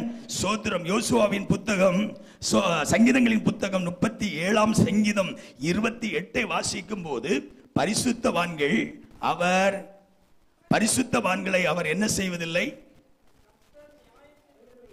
விரும்புகிறவர். அவர் தம்முடைய பரிசுத்தவான்களை என்ன செய்ய மாட்டாராம்? ஒரு அல்லேலூயா சொல்லுவோம். கைவிட மாட்டார். அல்லேலூயா. கர்த்தர் தம்முடைய பரிசுத்தவானை கைவிட மாட்டார். அவர் கையில வைத்திருக்கிறார். அவன் கெட்டு போனால் அவனை மீண்டும் வணைகிறார். அவருக்கு கையிலிருந்து ஒருத்தனம் பறித்துக் கொள்வதற்கு கர்த்தர் ஒரு நாளும் சம்மதிக்க மாட்டார். அல்லேலூயா. டேவிட் லிவிங்ஸ்டனை குறித்து நம்ம நிறைய செய்திகள்ல கேட்டிருக்கிறோம். இங்கிலாந்தை சார்ந்த ஒரு மருத்துவ படிப்பு படித்தவர். ஒரு நாள் ஆப்பிரிக்க மிஷனரி ஆகிய ராபர்ட் மொபெட் என்று சொல்லுகிறவர் லண்டன்ல வந்து ஒரு மிஷனரி கூடுகையில தேவ செய்தியை கொடுத்த போது இந்த டேவிட் லிவிங்ஸ்டனும் அந்த கூட்டத்தில் இருந்தார். ஆப்பிரிக்கா கண்டத்திற்கு இயேசுவை அறிவிக்க யார் வருகிறா என்று ஒரு அறைகூவல் விடுத்த போது இவர் எழுந்து ஒப்பு கொடுத்துட்டார். ஒப்பு கொடுத்து வீட்டில் வந்து அப்பாவிட்ட சொன்னார். அப்பா ஒரு நல்ல பக்திமான். அவரும் உடனே எஸ்ன்னு சொல்லிட்டார். உடனே லண்டன் மிஷனரிகள் மூலமாக ஆப்பிரிக்கா கண்டத்துக்கு போகிறதுக்கு அவர் எல்லா ஏற்பாடுகளையும் பண்ணினார். அவர் ஏற்பாடு பண்ணிட்டு இருக்கும்போது அவர் கூட படித்தவங்க பல டாக்டர்ஸ் வந்தாங்க. அவங்கள பார்த்து, நீ முட்டாள், ஒரு நல்ல டாக்டர் பட்டம் படித்திருக்கிறாய், இங்கே இருந்து கொண்டே நீ நிறைய காரியங்களை செய்திருக்கலாம், ஆப்பிரிக்க கண்டத்துக்கு போகிறேன் என்று சொல்லுகிறாயே, ஆப்பிரிக்க கண்டத்தில் உள்ள அந்த காட்டும் ராண்டிகளை குறித்து நம்ம படித்திருக்கிறோம். காட்டும் ராண்டிகள் வெள்ளையர்களை கண்டா விடமாட்டார்கள். ஆகவே லண்டனை சார்ந்த நீ அங்க போனா மனிதர்களை பிடித்து சாப்பிடுகிற அந்த காட்டும் ராண்டிகள் உன்னை உயிரோடு விடமாட்டார்கள். அவனுக்கு நீ தப்பி எங்கேயாவது ஒளிச்சிருந்தா கூட ஆப்பிரிக்கா காட்டில் உள்ள அந்த கொசுக்கள் சாதாரணமானதல்ல. மனிதர்களை கொல்லக்கூடிய மலேரியா காய்ச்சலை கொண்டு வந்து ஜனங்களை அழிக்கக்கூடிய கொடூரமான கொசுக்கள் ஆப்பிரிக்க காடுகளில் இருக்கிறது. எதற்கு உன் ஜீவனை அழிப்பதற்காக நீ போகிறாய்? டேவிட் லிவிங்ஸ்டன் சொன்னோட சொன்னார், என் காலம் கர்த்தருடைய கரத்தில் இருக்கிறது. ஆமென். அவருடைய கையில் இருந்து ஒருத்தனாலும் என்னை பறிக்க முடியாது சொல்லிட்டு போயிட்டார். ஆப்பிரிக்கா காடுக்கு போயிட்டாரு. 1 வருஷம் ஆச்சு, 2 வருஷம் ஆச்சு, 3 வருஷம் ஆச்சு, 4 வருஷம் ஆச்சு, 5 வருஷம் ஆச்சு. எந்த விதமான ஒரு செய்தியும் ஆப்பிரிக்கா காடுகள் இருந்து வரல. எல்லாரும் நினைச்சாங்க டேவிட் லிவிங்ஸ்டன் இறந்து போயிட்டாரு. ஏன்னா அவர் உயிரோடு இருக்காரா, செத்து போனாரா? 5 வருடங்கள் பலர் வழியாக டேவிட் லிவிங்ஸ்டனை விசாரித்து பார்க்கிறார்கள். யாரிடத்திலிருந்தும் எந்த விதமான செய்திகளும் வரல. 5 வருடங்கள் எந்த ஒரு செய்தியும் ஆப்பிரிக்கா தேசத்திலிருந்து அவரை குறித்து வரல.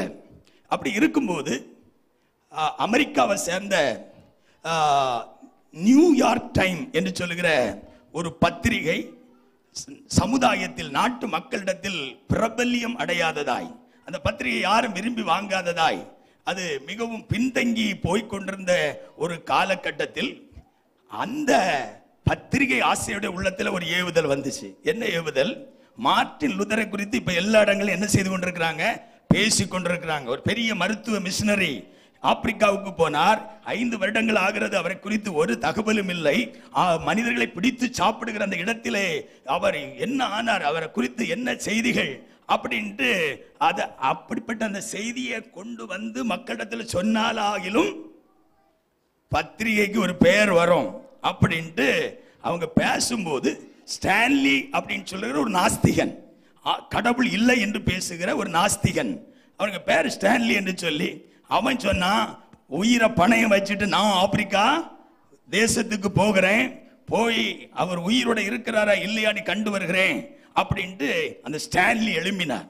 உடனே பத்திரிகை ஆசிரியர் குழு அவனை நேராக ஆப்பிரிக்கா காடுக்கு அனுப்பிச்சது. நேராக அவரோட கூட ஒரு 5 பேர் ஒரு குழு நேர ஆப்பிரிக்கா காடுகளுக்கு போச்சது. அல்லேலூயா. 4 மாதங்கள் சுத்தி அலைந்தார்கள். 4வது மாதம் ஒரு நதி ஓடையின் பக்கத்தில் 5-6 ஆப்பிரிக்கர்களுடைய நடுவில் மெலிந்து போய் வெண் வஸ்திரம் தரித்தவராய் ஒரு மெலிந்த ஒரு உடல் அவங்க நடுவில் இருக்கிறதை கண்டார்கள். அப்படி நடுவில் அவரை கண்டவுடனே ஒருவேளை இவர்தான் டேவிட் லிவிங்ஸ்டனா இருக்கும் என்று சொல்லி நேராக இந்த ஸ்டான்லி அந்த குழுவும் அவங்க போய் விசாரித்த போது அவர் சொன்னார், நான் தான். யாரு? David Livingstone. அல்லேலூயா. சோத்திரம். 4 மாதங்கள் மீண்டும் அந்த ஸ்டான்லி அவங்களோட அந்த குழு அவரோட கூட தங்கினது. அங்க இருந்துட்டு இவங்க அமெரிக்காவுக்கு வந்தார்கள். பத்திரிகையில் அவர் உயிரோடு இருக்கிறார் என்பதை சொல்வதற்காக இவங்க சொந்த நாடாகிய அமெரிக்காவுக்கு வந்தார்கள். Price the Lord. அந்த தேசத்தை அந்த எல்லாரும் இவங்க வந்தவுடன் ஒரே பரபரப்பு. என்னாச்சு, அவர் எப்படி இருக்காரு, ஆள் இருக்கா இல்லையா? அவர் சொன்னாரு, நான் டேவிட் லிவிங்ஸ்டனை காணலையா? 10 மாதங்கள் நீங்க அங்க போயிட்டு ஒன்னும் இல்லாம எம்டி ஹேண்ட்லயா வந்தீங்க? அவன் சொன்னான், அந்த நாஸ்திகன் சொன்னான், நான் ஆப்பிரிக்கா காடுகளுக்கு சென்றேன். ஆப்பிரிக்கா காட்டில் நான் டேவிட் லிவிங்ஸ்டனை காணல, டேவிட் லிவிங்ஸ்டன் ரூபத்தில் இயேசுவை கண்டேன் என்று சொன்னான். அல்லேலூயா. தெய்வ பிள்ளைகளே, பரிசுத்தவானை கர்த்தர் கைகளில் வைத்திருக்கிறார். எந்த சக்தியாலும் அழிக்க முடியாத அளவிற்கு, எந்த யாரும் பறிக்க கூடாத அளவிற்கு கர்த்தர் பரிசுத்தவான்களை தம்முடைய கையில் வைத்திருக்கிறார். இந்த ஆராதனையிலும் தெய்வ சமூகத்தில் வந்திருக்கிற தேவ பிள்ளையே, நீ கர்த்தருடைய பரிசுத்தத்துக்கு என்று உன்னை ஒப்பு கொடுப்பாயானால் நீ அவருடைய கையில் இருக்கிறாய். அவருடைய கையிலிருந்து உன்னை யாரும் பறிக்க முடியாது. வியாதிகள் உன்னை பறிக்க முடியாது, பிரச்சனைகள் உன்னை பறிக்க முடியாது, எந்த சக்தியாலும் உன்னை பறிக்க முடியாது. வேதம் சொல்லுது, பரிசுத்தவான்கள் அவருடைய கையில் இருக்கிறார்கள். இரண்டாவதாக 1 சாமுவேல் புத்தகம் 2ஆம் அதிகாரம் 9வது வசனத்தை வாசிக்கும் போது, அவர் தமது பரிசுத்தவான்களின் பாதங்களை காப்பார். ஒரு அல்லேலூயா சொல்லுங்க. கர்த்தர் தம்முடைய பரிசுத்தவான்களுடைய பாதத்தை காப்பாற்றுகிறார். ஆமென். அல்லேலூயா, அல்லேலூயா. பரிசுத்தவான்களுடைய பாதத்தை கர்த்தர் காப்பாற்றுகிறார். 91ஆம் சங்கீதம் 11:12 வாசிக்கும் போது, சோத்திரம், உன் வழிகளில் எல்லாம் உன்னை காப்பதற்கு தம்முடைய தூதர்களுக்கு என்ன செய்கிறாராம்? கட்டளை இடுகிறார். Price the Lord. ஆமென். பாதங்களை கர்த்தர் காப்பாற்றுகிறார். பரிசுத்தவான்கள் ஒரு நாளும் இடறி விழுந்து போக மாட்டார்கள். ஒரு அல்லேலூயா சொல்லுவோம். பரிசுத்தவான்களை கர்த்தர் அவருடைய கால்களை காப்பாற்றுகிறார். அவருடைய வேதம் நமக்கு சோத்திரம், அவருடைய வேதம் நம்முடைய பாதைகளுக்கு எதா இருக்கிறது? வெளிச்சமும், நம்முடைய வழிகளுக்கு அது தீபமாக இருக்கிறது. ஆமென். அல்லேலூயா. வேதத்தை சுமந்து, வேதத்தை வாசித்து, வேதத்தை தியானித்து, வேதத்தின்படி நடக்கிற கர்த்தருடைய பிள்ளைகள் ஒரு நாளும் இடறி போக மாட்டார்கள். சோத்திர வேதம் சொல்லுது, இடறுகிறவன் இருளில் இடறுகிறான். நிறைய வாழ்க்கையில இடறுதல் வருகிறது. காரணம் என்ன? அவருடைய வாழ்க்கையில் அவள் நடத்தக்கூடிய வேதம் இல்லை. சோத்திரம், அவங்க பரிசுத்தவான்களாய் வாழ தவறுகிறபடினால் இடறி போகிறார்கள். ஆனா வேதம் சொல்லுது, பரிசுத்தவான் ஒரு நாளும் இடற மாட்டான். கர்த்தர் அவனுடைய பாதத்தை காப்பாற்றுகிறார். அல்லேலூயா. பரிசுத்தவான்களுடைய பாதம் கர்த்தரால் காப்பாற்றப்படுகிறது. அவன் இடறி போக மாட்டான், அவன் விழுந்து போக மாட்டான். பாருங்க, நிறைய இடங்கள்ல நீங்க பத்திரிகையை படிக்கும் போதும் நியூஸ்கொள்ளையும் பார்க்கிறோம். பல இடங்கள்ல பிள்ளைகள், சின்ன பிள்ளைகள் கூட தூக்கு போட்டு செத்து போயிடுது. வாலிபர்கள் பலர் லவ் ஃபெயிலியர், அது ஃபெயிலியர், அது கிடைக்கல, இது கிடைக்கல, நிறையவர் தூக்கு போட்டு செத்து போகிறார்கள், தற்கொலை பண்ணி மரித்து போகிறார்கள். இதெல்லாம் ஏன் நடக்குது? ஏன் இவர்களுடைய பாதங்கள் இடறுகிறது? ஏன் விழுகிறார்கள் என்றால், சோத்திரம், பிரைஸ் தி லார்ட், அவங்க கர்த்தருடைய கரத்தில் இல்லாததுனால. ஆமென். கர்த்தருடைய கரத்தில் இருக்கிறவனை கர்த்தர் ஒரு நாளும். அன்னைக்கு ஒரு பிள்ளை தூக்கு போட்டு செத்துட்டு, ஏன்னா மார்க்கு கேட்ட மார்க்கு, எதிர்பார்த்த மார்க்கு இல்லை, என்ன செய்துட்டு? சோத்திரம். நம்ம பிள்ளைகள் 0 வாங்கினாலும் உயிரோடு இருக்கு. காரணம், நம்ம பிள்ளைகள் கர்த்தருடைய கையில் இருக்கிறது. அல்லேலூயா. கர்த்தருடைய கரத்தில் பிள்ளைகள் இருக்கிறார்கள். தெய்வ பிள்ளைகளே, நீங்களும் நானும் நம்முடைய குடும்பமும் அவருடைய கையில் இருக்கும்போது நம்முடைய பிள்ளைகளும் அவருடைய கரத்தில் இருக்கிறார்கள். அல்லேலூயா. ஆகவே அவருடைய கால்கள் ஒரு நாளும் இடறி போவதில்லை. அருமையான ஆராதனையில் சகோதரா, சகோதரி, உன் ஜீவிதத்தில் கர்த்தர் உன்னை ஒரு நாளும் கைவிடாதபடிக்கு இருக்க வேண்டுமானால், உன் கால்கள் இடறி போகாதபடிக்கு நீ ஜீவனுள்ளோர் தேசத்தில் செம்மையாய் வாழ வேண்டுமானால், பரிசுத்த ஆவியானவர் சொல்லுகிறார், பரிசுத்தவான்கள் அவருடைய பாதத்தை கர்த்தர் என்ன செய்கிறார்? காப்பாற்றுகிறார். Praise the lord. ஒரு பரிசுத்தவானாய் வாழும்போது அவனை தன்னுடைய கையில் வைத்திருக்கிறார். அவனை காப்பாற்றுகிறார். அவர் கையில் வைத்து அவனை உயர்த்துகிறவர். வேதம் சொல்லுது, ஏற்ற காலத்தில் நான் உங்களை உயர்த்தும்படி அவருடைய பலத்த கையில அடங்கி இருங்க. ஏன் அப்படி சொல்றாருன்னா, நிறைய பேர் என்ன செய்யறது இல்லை. ஆமா, அவரு வைக்கதான் பாக்குறாரு. இவன் என் பரிசுத்தவான் அல்லவா, வா மக்களே வா மகனேன்னு சொல்லி கையில வைக்க பாக்குறாரு. இவன் கையில இருக்கிறது இல்லை. துள்ளி அங்க சாடி இங்க சாடி. அதுதான் சொல்றாரு, ஏற்ற காலத்துல ஒன்ன நான் உயர்த்தும்படிக்கு என் பலத்த கரத்துல நீ அடங்கிரு. இன்னைக்கு நிறைய விசுவாசிகளுடைய வாழ்க்கையில தோல்வி, நிறைய விசுவாசிகளுடைய வாழ்க்கையில வெற்றி இல்லை. அநேக விசுவாசிகளுடைய வாழ்க்கையில கர்த்தரால் அவர்களை உயர்த்த முடியல. ஆமென். ஏற்ற காலத்துல பலரை கர்த்தரால் உயர்த்த முடியல. காரணம் என்னன்னா, அவர்கள் அவருடைய கையில என்ன செய்யறது இல்ல, அடங்கி இருக்கிறது இல்ல. ஆமென். அல்லேலூயா. தேவனுடைய கையில் அடங்குகிறவர்களை கர்த்தர் உயர்த்துவார். ஆமென். தேவன் ஒரு மனிதனை உயர்த்த நினைச்சா இந்த உலகத்தில் உள்ள எந்த சக்தியாலும் அதை தாக்க முடியாது. ஆமென். கர்த்தர் ஒருவனை தாக்க நினைச்சா யார் சேர்ந்தாலும் உயர்த்த முடியாது. ஆகவே கர்த்தர் நம்மை உயர்த்துவதற்கு அவருடைய கையில அடங்கி இருக்கணும். அப்ப நீதிமானுடைய கையில் இருக்கிறான். நீதிமானுடைய பாதத்தை கர்த்தர் காப்பாற்றுகிறார். மூணாவதாக சங்கீதங்களின் புத்தகம் 85ஆம் சங்கீதம் அதனுடைய 8வது வசனத்தை ஒருவர் படிங்க. கேட்டேன்,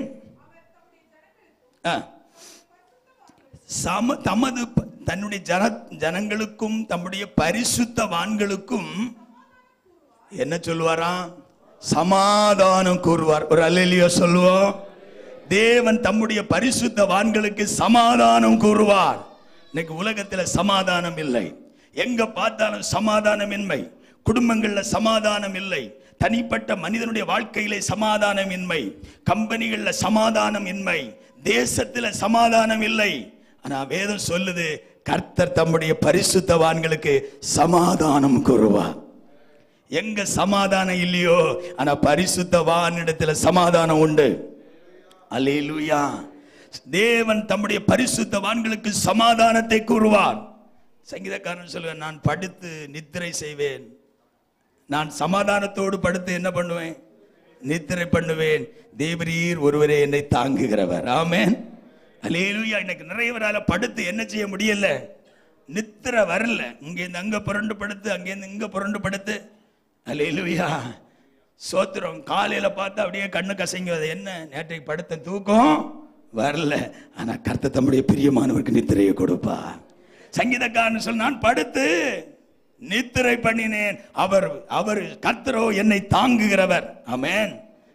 கர்த்தர் தம்முடைய பரிசுத்தவான்களுக்கு நித்திரையை, சமாதானத்தை கூறுவார் என்று வேதம் சொல்லுது. யோவான் எழுதின சுவிசேஷம் 20ஆம் அதிகாரம் 19வது வசனத்தை வாசிக்கும் போது, யோவான், அன்றைய தினம் வேளையிலே சீஷர்கள் கூடியிருந்த இடத்தில் யூதர்களுக்கு பயந்ததினால் கதவுகள் பூட்டி இருக்கையில் இயேசு வந்து நடுவே நின்று உங்களுக்கு சமாதானம் என்றார். இந்த சிச்சுவேஷனை கொஞ்சம் சிந்திச்சு பாருங்க.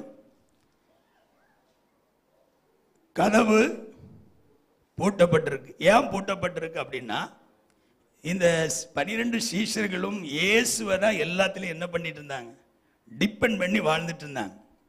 அவங்க நம்பி இருந்த, அவங்க எதிர்பார்த்திருந்த இயேசுவை பிடிச்சி இப்ப என்ன பண்ணிட்டாங்க, சிலுவையில் அரைஞ்சு. நம்ம லீடரே பிடிச்சி எங்க என்ன ஆக்கியாச்சு, சிலுவையில் அரைஞ்சாச்சு.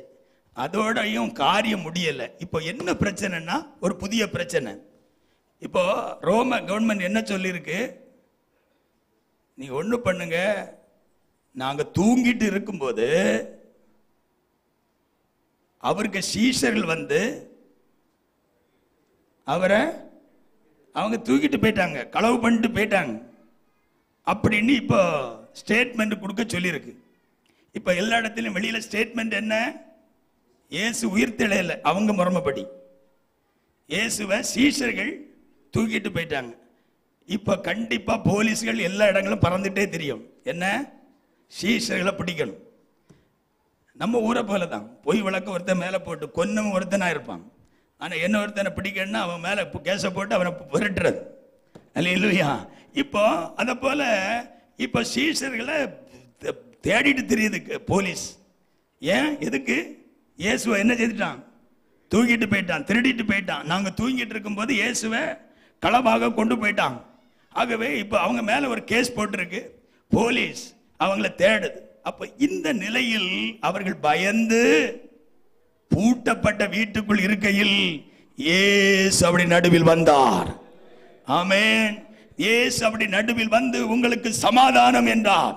இந்த அருமையான ஆராதனையில் ஜீவிதத்தில் சில பகுதிகளினால் துரத்தப்பட்டு, சில பகுதிகளினால் தாக்கப்பட்டு, மன நிம்மதி இழந்து, சோர்வோடு அசதியோடு, ஒரு விடுதலையற்ற நிலையில் என்ன நடக்குமோ அடுத்த நிமிடம் என்கின்ற ஏக்கத்தோடு வந்திருக்கிற சகோதரா சகோதரி, இன்றைக்கு உனக்கு சமாதானத்தை கூறுகிற இயேசு நம்முடைய நடுவில் இருக்கிறபடியால் நான் கர்த்தரை ஸ்தோத்தரிக்கிறேன். அல்லேலூயா, அல்லேலூயா. சோதரம். இயேசு தம்முடைய பரிசுத்தவான்களுக்கு சமாதானத்தை கூறுவார். வேதம் சொல்லுது, துன்மார்க்கனுக்கு சமாதானம் இல்லை. அல்லேலூயா, அல்லேலூயா. தேவனை மறந்து விரும்பினபடி வாழ்ந்து இஷ்டம் போல் ஜீவிக்கிற மனிதனால சமாதானமா இருக்க முடியாது. ஆனா கர்த்தர் தம்முடைய பரிசுத்தவான்களுக்கு சமாதானம் கூறுவார். இயேசுவை ஏற்றுக்கொண்டு இயேசுவின் இரத்தத்தினால் பாவங்கள கழுவைப்படுகிற கர்த்தருடைய பிள்ளைகளுக்கு சமாதானம் உண்டு. யோவான் சுவிசேஷம் 14ஆம் அதிகாரம் அதனுடைய 27 வாசிக்கும் போது வேதம் சொல்லுது, சமாதானத்தை நான் உங்களுக்கு வைத்து போகிறேன், என்னுடைய சமாதானத்தையே கொடுக்கிறேன், பிரகாரம் கொடுக்கிறதில்லை, கலங்காமலும். ஒரு அல்லேலூயா சொல்லுங்க. பரிசுத்தவான்களுக்கு ஆண்டவர் சொல்லுகிற ஒரு வார்த்தை, சமாதானத்தை நான் வச்சு போயிருக்கிறேன். ஏன் சமாதானத்தை உங்களுக்கு வைத்திருக்கிறேன்? உலகம் கொடுக்கிற பிரகாரம் நான் உங்களுக்கு கொடுக்கிறதில்லை, உங்களுடைய இருதயம் கலங்காமலும் பயப்படாமலும் இருப்பதாக. ஆமென். மூணாவதாக கர்த்தர் பரிசுத்தவான்களுக்கு என்ன கூறுவார்? சமாதானத்தை தருவார். சமாதானம் கூறுவார், சமாதானத்தை தருவார். நாலாவதாக 2 நாளாகமத்தின் புத்தகம் 6ஆம் அதிகாரம் 41வது வசனத்துடைய பிற்பகுதியை ஒருவர் படிங்க. 2 நாளாகமும். தேவனாகிய கர்த்தாவே, உம்முடைய பரிசுத்தவான்கள், ஒரு அல்லேலூயா சொல்லுவோம், பரிசுத்தவான்கள் நன்மையில் மகிழ்வார்கள். கரை உயர்த்தி ஒரு அல்லேலூயா சொல்லுவோம். பரிசுத்தவான்கள் என்ன செய்வாங்களாம்? மகிழ்வார்கள். வேதம் சொல்லுது, நன்மையான எந்த ஈவும் பூரணமான எந்த வரமும் பரத்தில் இருந்து உண்டாகி ஜோதிகளுடைய பிதாவிடத்திலிருந்து இறங்கி வருது. ஒரு அல்லேலூயா சொல்லுவோம். நன்மை எங்க இருந்து வருதுன்னா கர்த்தரிடத்திலிருந்து வருகிறது. நன்மையானதை கர்த்தர் தருவார் என்று பைபிள் சொல்லப்பட்டிருக்கிறது. உலகம் நிறைய தீமைகளை மனிதனுக்கு செய்கிறது. ஆனா உன்னதத்திலிருந்து வருகிற எல்லாமே என்னதுதான்? நன்மை. ஒரு அல்லேலூயா சொல்லுங்க. கர்த்தருடைய ஆசீர்வாதத்துல ஐஸ்வர்யம் உண்டு, வேதனை கிடையாது. ஒரு அல்லேலூயா சொல்லுவோம். சோதரம். அவங்களை கர்த்தர் மகிழ பண்ணுகிறார். பரிசுத்தவான்களை கர்த்தர் என்ன பண்றாரு? மகிழ பண்றார். உலகத்தாரால யாரால சொல்ல முடியுமா? ஆபகுக்கு சொல்றார், அத்திமரம் துளிர் விடாமல் போனாலும், திராட்சை செடி பலன் கொடாமல் போனாலும், மந்தையில் ஆடுகள் இல்லாமல் போனாலும், தொழுவத்தில் மாடு இல்லாம போனாலும் நான் என்ன பண்ணுவேன்? இந்த உலகத்தில் யாரால சொல்ல முடியுமா? அல்லேலூயா. ஆனா பரிசுத்தவான்களால சொல்ல முடியும். அல்லேலூயா, அல்லேலூயா. பரிசுத்தவான்கள் உம்முடைய நன்மையினால் மகிழ்வார்கள். Price the Lord. நன்மையில் மகிழ்வார்கள். கர்த்தர் நன்மை தான் தருவார். Price the Lord. சங்கீதக்காரனுக்கு பல உபத்திரவம், எல்லாத்தையும் வாங்கிட்டு சொல்றார், நான் உபத்திரவப்பட்டது நன்மை. அல்லேலூயா. யாராவது இந்த உலகத்தில் சொல்லுவாங்களா? ஆமென். அல்லேலூயா. பரிசுத்தவானால மாத்திரம்தான் சொல்ல முடியும், நான் உபத்திரவப்பட்டது நல்லது. Price the lord. சோத்திரம். அப்போ கர்த்தருடைய பிள்ளைகளே, நன்மையில் பரிசுத்தவான்கள் மகிழ்வார்கள். இன்னைக்கு பல பணக்காரர்கள், பெரிய கோடீஸ்வரர்கள், பெரிய ஆட்களை பாருங்க, அவங்களிடத்துல உலகம் நன்மைன்னு சொல்ற நிறைய இருக்கும். பணம் இருக்கும், பதவிகள் இருக்கும், எல்லாம் இருக்கும், செல்வாக்குகள் இருக்கும். ஆனா அவனுக்கு உள்ள என்னது கிடையாது? மகிழ்ச்சி கிடையாது. ஆமென். ஆனா பரிசுத்தவான்களுக்கு உள்ள மகிழ்ச்சி இருக்கிறது. வேதம் சொல்லுகிறது, மகிழ்ச்சி விதைக்கப்பட்டிருக்கிறது. அல்லேலூயா. கர்த்தர் மகிழ்ச்சியை சபைக்குள்ள விதைத்திருக்கிறார். பரிசுத்தவான்கள் நன்மையில் மகிழ்வார்கள். அல்லேலூயா. ஆராதனையில கர்த்தரை ஆராதிக்க வந்திருக்கிற அருமையான தேவ பிள்ளையே, கர்த்தர் பரிசுத்தவான்களை தம்முடைய நன்மையினால மகிழ பண்ணுவார். Praise the lord. அல்லேலூயா. அன்றியும் அவிடத்தில் அன்பு கூறுகளுக்கு சகலமும் நன்மைக்கு ஏதுவாகவே நடக்கிறது. இது பரிசுத்தவான் ஒருத்தரால தான் சொல்ல முடியும். ஆமென். சோத்திரம். எல்லாம் நன்மைக்கு ஏதுவாக நடக்கிறது. ஆகவே அவன் எப்பொழுதும் மகிழ்ச்சியா இருப்பான். சோத்திரம். பரிசுத்தவான்கள் எப்பொழுதும் மகிழ்ச்சியா இருப்பார்கள். கர்த்தர் அந்த கிருபையினால் நம்மை நிரப்புவாராக. ஆமென்.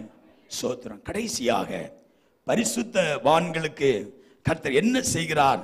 வெளிப்படுத்தல் 20வது அதிகாரம் 6வது வசனம். வெளிப்படுத்தல் 20வது அதிகாரம் 6வது வசனம்.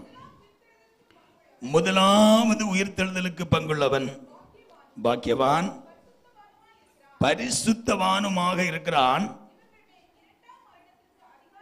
இவர்களுக்கு மேல இரண்டாவது மரணத்துக்கு என்னது கிடையாது? அதிகாரம் இல்லை. ஆமென். முதலாம் உயிர்த்தெழுதலுக்கு பங்குள்ளவன் யாராக இருக்கிறான்? பாக்கியவானும் பரிசுத்தவானுமாக இருக்கிறான். கர உயர்த்தி ஒரு அல்லேலூயா சொல்லுவோம். அப்ப முதலாம் உயிர்த்தெழுதலுக்கு யாருக்கு பங்குள்ளவர்கள் என்றால் வேதம் சொல்லுது பரிசுத்தவான்கள். நம்ம பரிசுத்தவான்களாக இருக்கிறபடியால் முதலாம் உயிர்த்தெழுதல்ல நமக்கு பங்கு இருக்கிறது.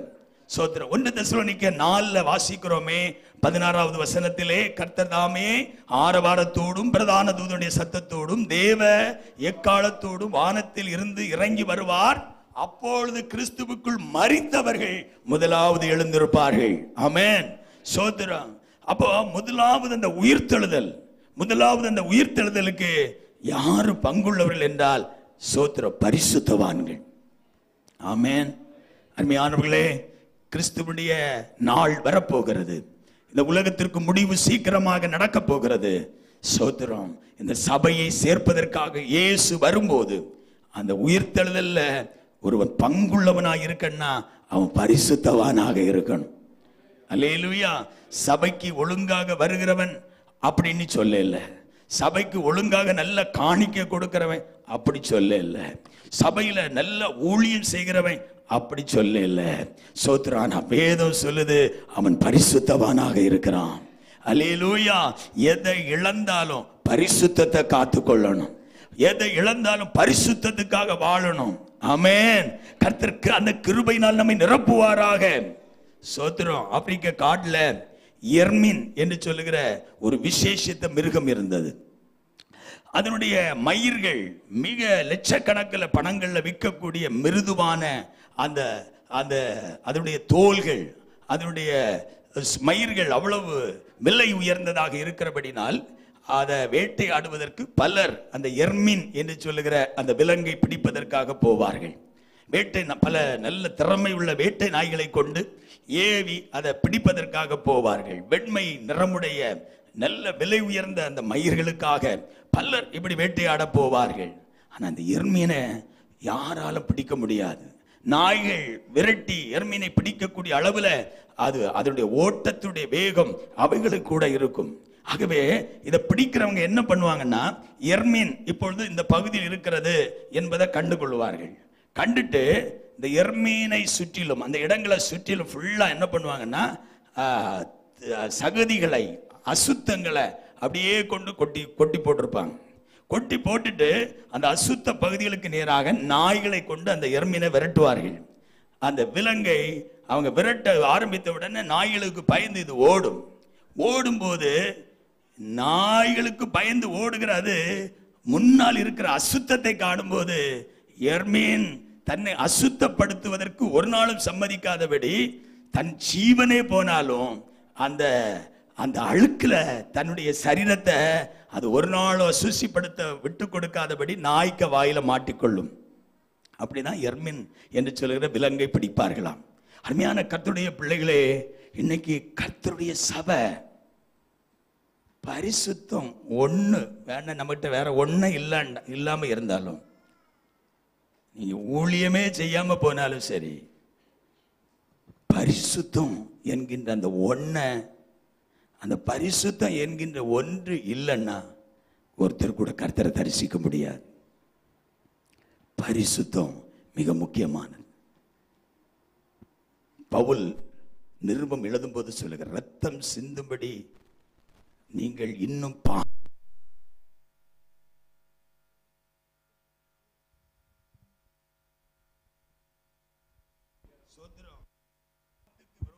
போராடுகிறதில் ரத்தம் சிந்தத்தக்கதாய் நீங்கள் இன்னும் எதிர்த்து நிற்கவில்லையே அப்படின்ட்டு எபிரேய நிருபத்தில் பவுல் எழுதுகிறத பார்க்கிறோம். தெய்வ பிள்ளைகளே, தெய்வ பிள்ளைகளாகிய நமக்கு இயேசு சோத்திரம் அவருடைய ரத்தத்தை கொடுத்து, இரத்தத்தினால் உண்டாகின பரிசுத்தத்தை நமக்கு தந்து, சபையை பரிசுத்தவான்கள் என்கின்ற அந்த நிலையில் சோத்திரம் கர்த்தர் நம்மை அழைத்திருக்கிறார். கிறிஸ்து இயேசுவுக்குள் நீங்களும் நானும் பரிசுத்தவான்களாக இருக்கிறோம். இந்த பரிசுத்தவான்கள் என்கின்ற நிலையில் ஒரு தேவ பிள்ளை தொடர்ந்து வாழ்வதற்கு இந்த உலகத்திலே விலக வேண்டிய பல பகுதிகள், வேசி மார்க்கங்கள், உலகத்தாரை போன்ற மோக இச்சைகளுக்கு உட்படாதபடிக்கு நம்முடைய சரீர பாண்டத்தை பரிசுத்தமாய் காத்து கொண்டு வாழும்போது தேவன் தம்முடைய பரிசுத்தவான்களை தம்முடைய கரத்தில் வைத்திருக்கிறார். தம்முடைய பரிசுத்தவான்களை, அவருடைய பாதங்களை அவர் காப்பாற்றுகிறார். பரிசுத்தவான்களை கர்த்தர் நன்மையில் மகிழ பண்ணுகிறார். பரிசுத்தவான்களை சோத்திரம் பிரைஸ் தி லார்ட், அவருடைய கர்த்தருடைய வருகையில் பரிசுத்தவான்களை அவர் எடுத்துக்கொள்ளுகிறார். முதலாம் உயிர்த்தெழுதலுக்கு பங்குள்ளவன் பரிசுத்தவானாக இருக்கிறான். அவன் மேல் இரண்டாம் மரணத்திற்கு என்னது கிடையாது, அதிகாரம் இல்லை. Price the Lord. வெளிப்படுத்தல் 21ஆம் அதிகாரம் 27 வாசிக்கும் போது அங்கே நம்ம வாசிக்கிறோம், தீட்டுள்ளதும் அருவருப்பையும் நடப்பிக்கிறவைகளும் ஆகிய ஒன்றும் பரலோகத்தில் பிரவேசிப்பதில்லை. போதும், தீட்டுள்ளதும் அருவருப்பானதும் பொய்யை நடப்பிக்கிறதுமான ஒன்றும் அதில் பிரவேசிப்பதில்லை. சகோதரனே, சகோதரியே, இந்த நாளில் நம்ம யாராக இருக்கிறோம்? ஒருவேளை ஒரு மனம் போன போக்கில் எப்படியோ வாழ்ந்து கொண்டிருக்கிற ஒரு நபராக இருப்போமானால் இன்றைக்கு இயேசு நம்மை அழைக்கிறார். அவருடைய ரத்தம் நம்மை பரிசுத்தமாக்குகிறது. இயேசு கிறிஸ்து என்கின்ற அந்த நாமம் நம்மை பரிசுத்தமாக்குகிறது. கர்த்தருடைய வசனம் நம்மை பரிசுத்தப்படுத்துகிறது. எல்லாம் நம்ம எழுப்பி நிற்போமா? நாம் யார்? அந்த ஒரு கேள்விக்கு மாத்திரம் இன்னைக்கு விட கண்டுகொள்வோமானால் இன்றைக்கு ஆராதனை நமக்கு ஆசீர்வாதம். இந்த நாளின் இதுல செலவு பண்ணின நேரங்கள் நமக்கு ஆசீர்வாதம். நான் யாராக இருக்கிறோம்? கிறிஸ்துவுக்குள் நீங்களும் நானும் பரிசுத்தவான்களாக இருக்கிறோமா? அப்படி இல்லைன்னா இன்னைக்கு இயேசுவின் ரத்தத்தினால கழுவப்படுவதற்கு ஒப்பு கொடுப்போம். ஆண்டவரே, என்னை கழுவும், என்னை பரிசுத்தப்படுத்தும், பரிசுத்தமாய் வாழ எனக்கு கிருபை தாரும் என்று சொல்லுவோம். ஆமென். நாம பரிசுத்தத்துக்கு என்று நம்மை ஒப்பு கொடுக்கும் போது கர்த்தர் நமக்கு தருகிற 5 காரியங்களை நம்ம பார்த்தோம். கர்த்தர் நம்முடைய பரிசுத்தவான்களை தம்முடைய கையில் வைத்திருக்கிறார். அதை விட ஒரு மேலான பாக்கியம் உலகத்தில் எங்குமே இல்லை. பரிசுத்தவான்களை கர்த்தர் தம்முடைய கரத்தில் வைத்திருக்கிறார். பரிசுத்தவான்களுடைய பாதங்களை அவர் காப்பாற்றுகிறார். பரிசுத்தவான்களுக்கு கர்த்தர் சமாதானத்தை கொடுக்கிறார். பரிசுத்தவான்களை கர்த்தர் நன்மையில் மகிழ பண்ணுகிறார். பரிசுத்தவான்களை கர்த்தர் தன்னுடைய வருகையிலே சேர்த்துக் கொள்ளுகிறார். ஆண்டவரே, என்னை ஒரு விசைக்கு கூட அர்ப்பணிக்கிறேன். என்னை ஒரு விசைக்கு கூட நம்முடைய பாதத்தில் தருகிறேன். என்னை எந்த நோக்கத்தோடு அழைத்தீரோ அந்த நோக்கத்தில் நிலை நிற்பதற்கு எனக்கு கிருபை தாருன்னு சொல்லி ஆண்டவருடைய கரத்தில் நம்மை தாழ்த்துவோம். Price the Lord. எங்கள் பரலோக பிதாவே, ஆசீர்வாதம் மனமகிழ்ச்சியுமான இந்த நல்ல இரவுக்காய் ஸ்தோத்திரம். நாங்கள் கடந்து வந்த நேரம் முதல் மட்டும் உம்முடைய பிரசன்னம் எங்களோடு இருந்தது. ஆவியில் நிறைந்து பாடி ஆராதிப்பதற்கு எங்களுக்கு கிருபை தந்தீர். நல்ல சாட்சிகளை எங்கள் நடுவில் எழுப்பினீர். பிள்ளைகளை வசனம் சொல்லுவதற்கு என்று தகுதிப்படுத்தினீர். இறுதியாய் எங்களோடு கூட எங்கள் ஆண்டவர் பேசினீர். பரிசுத்தவான்கள் பரிசுத்தவான்கள் என்கின்ற ஒரு பெரிய தகுதியை உம்முடைய இரத்தத்தினாலே எங்களுக்கு தந்தீர். இதை நாங்கள் தவறாதபடி அசுசிப்படுத்தாதபடி காத்துக்கொள்ள கிருபை தருவீராக. மோக இச்சைகளுக்கு இடம் கொடாதபடி, வேசி மார்க்கத்தின்படி நடவாதபடி, என்னுடைய சரீர பாண்டத்தை பரிசுத்தமாய் காத்துக்கொள்வதற்கு எங்கள் எல்லாருக்கும் கிருபை தாரும்.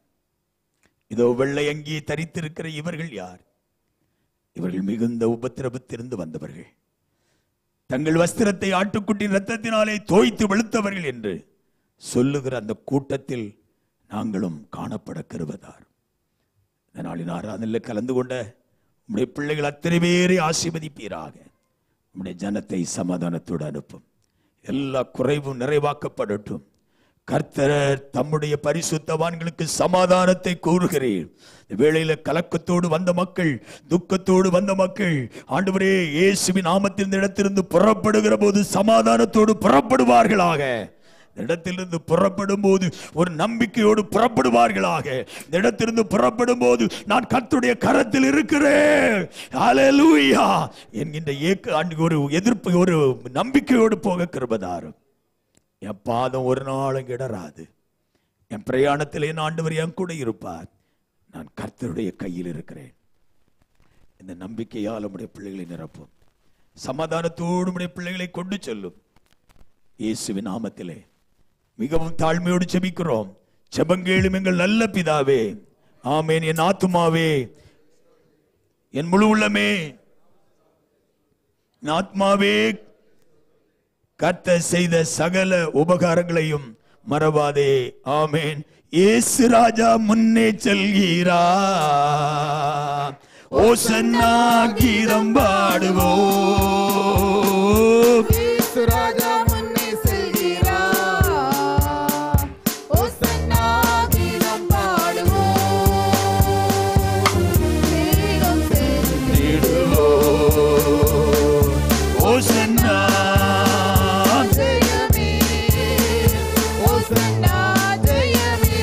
ஓசன்னா ஜெயம் நமக்கே.